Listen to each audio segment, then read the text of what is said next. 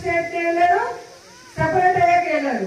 రాష్ట్ర బడ్జెట్ ఎంత ఉంది, రాష్ట్ర అప్పు ఏంటి, రాష్ట్ర ఖజానాలో ఏముంది, మనం చెప్పింది చేయగలమా లేదా అన్న ఆలోచన ఉండాలి కదా.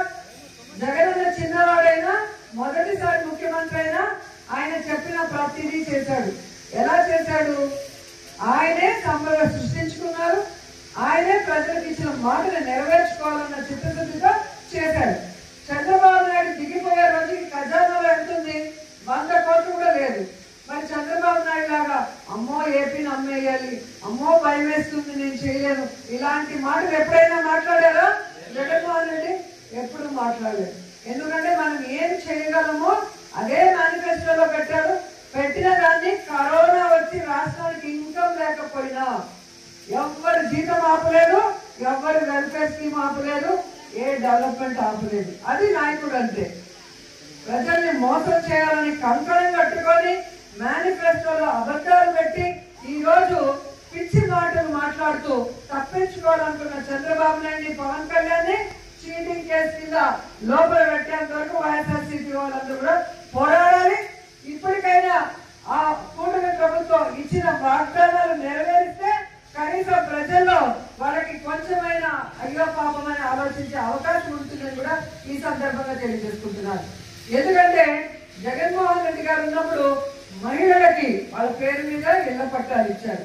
ఇక్కడ ఎన్హెచ్ మీద మీరు చూసారు, ఎంత మంచి చోట మనం ఇవ్వడం జరిగింది. నేను మంత్రి అయిన మొదటి కేబినెట్ లో ఈ నిండులో ఆగిపోయిన ల్యాండ్ అన్ని కూడా ఏ విధంగా జగన్ గారు చెప్పి కేబినెట్ లో అప్రూవ్ చేసుకొని మనం ఇళ్ల పట్టాలు ఇవ్వడం జరిగింది. అది మీ మీద ఉన్న అభిమానం, నాకున్న అభిమానం, జగనన్నకున్న అభిమానం. మనం కోరిన వెంటనే పేదవాళ్ళకి మనం ఇల్లు ఇవ్వాలి. ఈ సమస్య అనగానే అది ఎలా పరిష్కరించి జగనన్న చేశారో మీ అందరూ కూడా గమనించాలి. అలాగే ఇదే మండలంలో ఉన్నారు, గతంలో ఉన్న ఎమ్మెల్యేలు కానీ ఎక్స్ మన శ్రీశైలం బోర్డు చైర్మన్ ఇక్కడ జడ్పీటీసీగా చేశారు. కానీ ఈ మండలానికి ఏమైనా చేశారో మీరు ఆలోచించండి. నేను అపోజిషన్ ఎమ్మెల్యేగా ఉన్నప్పుడు, రేవతమ్మ సర్పంచ్ గా ఉన్నప్పుడే ఈ ప్రాంతంలో రోడ్లు వేసాం, బస్ షెల్టర్లు కట్టాం, అలాగే ఆర్ఓ ప్లాంట్లు పెట్టాం. ఆ రోజు ఆమె చెక్ పవర్ కూడా కక్ష సాధింపుగా తెలుగుదేశం పార్టీ వాళ్ళు తీసేసిన పోరాడి తెచ్చుకొని ఈ ప్రాంతం కోసం మనం ఎంత డెవలప్ చేసామో మీ అందరూ కూడా చూశారు. అలాగే ఈరోజు మన అధికారం వచ్చాక వారింటికి నేను భోజనానికి వెళ్ళినప్పుడు ఆ ప్రాంతంలో ఆ టెంపుల్ది శిథిలావస్థలో మొత్తం మట్టి దిబ్బగా ఉంటే ఏంటి అని అడిగినప్పుడు ఈ ప్రాంతానికి ఒక ఇంపార్టెన్స్ ఉంది, ఒక వెంకటేశ్వర స్వామి టెంపుల్ ఉండేది, ఆ విగ్రహాలన్నీ ఇప్పుడు చెన్నైలో మ్యూజియం లో ఉన్నాయి, ఇక్కడ టెంపుల్ ఉంటే ఊరు బాగుంటుంది, రోజు నిత్యం దీపం వెలిగించే ఒక టెంపుల్ ఉండాలి అని చెప్పి కోరినప్పుడు మనం ఏ విధంగా టీటీడీలో మరి అప్పుడున్న సుబ్బారెడ్డి గారిని కానీ ఆ తర్వాత కరుణాకర్ రెడ్డి గారిని కానీ మాట్లాడి ఫండ్స్ తీసుకొచ్చి ఆ టెంపుల్ ని కట్టించాము మనం చూసాం.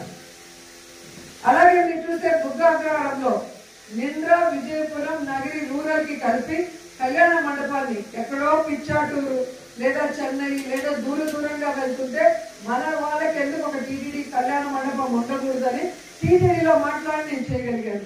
అంటే నేను మొదటిసారి మంత్రి అయ్యాను, మొదటిసారి నేను అధికారంలో ఉన్నా కూడా ఈ ప్రాంతం వాళ్ళు కోరిన దాన్ని ఎలా చేయాలని సీనియర్లతో మాట్లాడుకొని ఆ విధంగా నేను అడుగులు వేశాను.